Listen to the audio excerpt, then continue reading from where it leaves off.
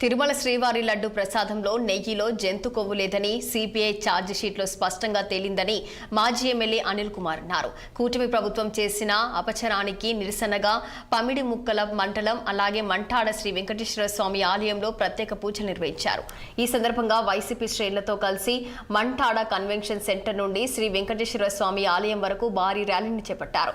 అనంతరం స్వామివారికి ప్రత్యేక పూజలు నిర్వహించారు.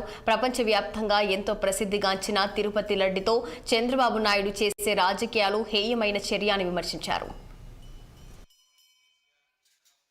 దర్శించుకుంటా వస్తా ఉంటే రాత్రి పోలీసులు ఫోన్ చేసి వాళ్ళు ఏం మాట్లాడతారు, పర్మిషన్ తీసుకోవాలని చెప్తారు. పర్మిషన్ తీసుకోవాలంటే దేవుడి దగ్గరికి వచ్చి మా మొర చెప్పుకోవడం కోసం కూడా, అంటే వైఎస్ఆర్ కాంగ్రెస్ పార్టీ వాళ్ళ ఏదో విధ్వంసకరమైనటువంటి పరిపాలన ఈ పోలీసులు కూడా చూపిస్తా ఉన్నారు.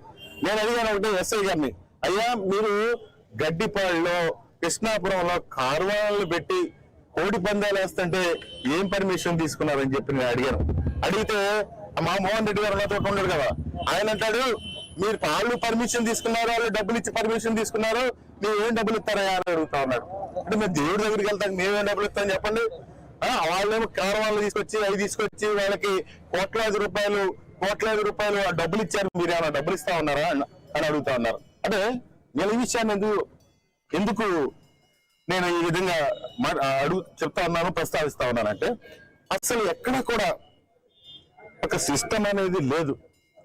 ఈరోజు దేవుడిని దర్శించుకుంటా వస్తా ఉంటే రాత్రి పోలీసులు ఫోన్ చేసి వాళ్ళు ఏం మాట్లాడతారు, పర్మిషన్ తీసుకోవాలని చెప్తారు. పర్మిషన్ తీసుకోవాలంటే దేవుడి దగ్గరికి